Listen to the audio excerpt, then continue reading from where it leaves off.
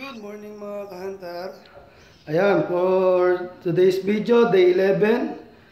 Okay, tuyong-tuyo na ang ating first coating ng ating waterproofing. Makita nyo naman. Oh. Tuyong-tuyo na siya. Ayan, pwede na natin apakan. Oh. Okay, yan ang sinasabi ko sa inyo. Antay-antay lang. Huwag nyo madaliin ang trabaho.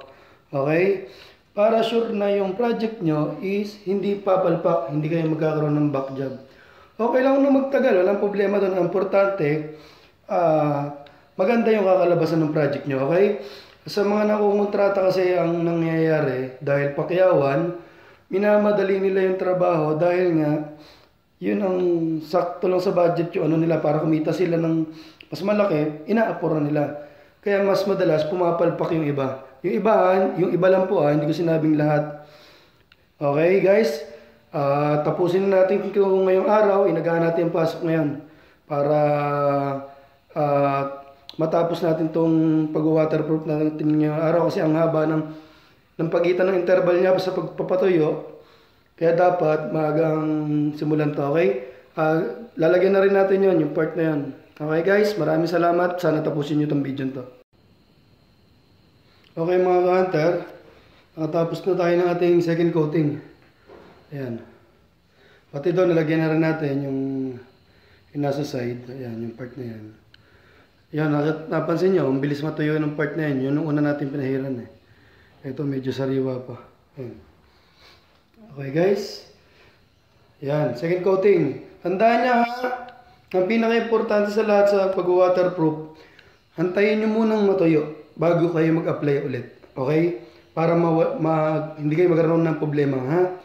Okay guys, antayin lang natin ito matuyo and magta-third coat na tayo. So yun mga ka-hunter, ayan. Nasa 4 na oras na nakakalipas. Ayan.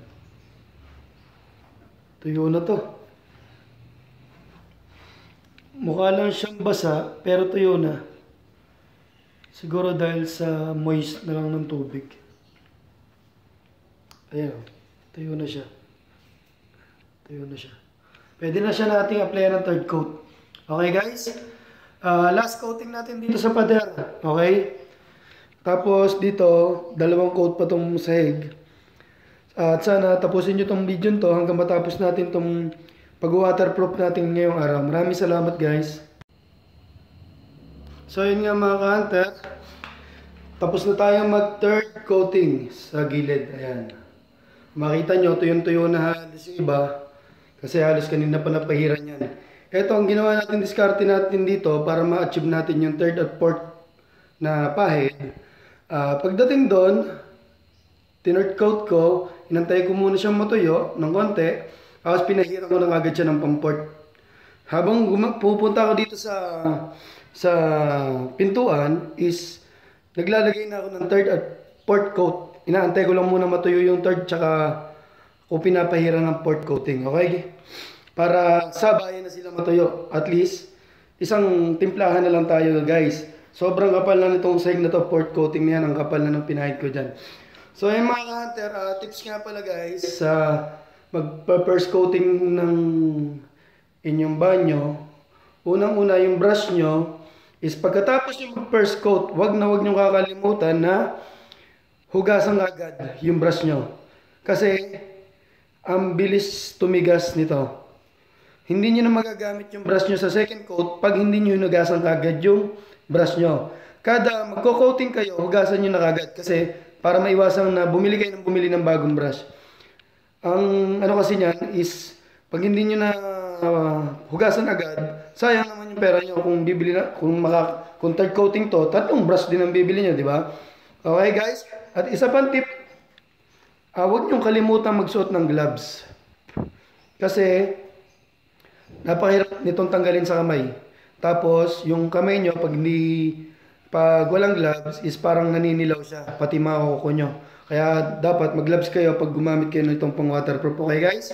Ito nga palang waterproof natin ay seal-proof na nirekomenda ng ating kumpare na ginagamit niya sa mga project din niya. Gumagawa rin, nagwa-waterproofing din siya at kung ano-ano pa.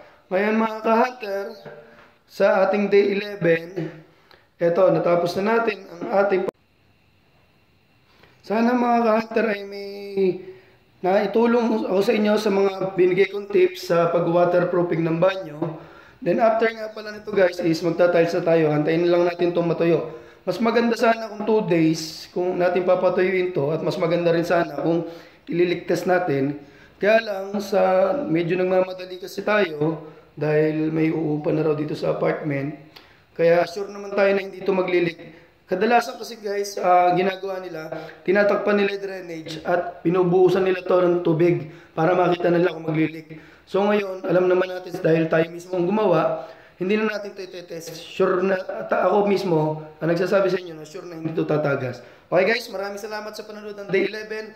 Maraming salamat at don't forget to follow and subscribe, share and sa aking Facebook, TikTok at YouTube. Maraming salamat guys mga kantar. Bye-bye!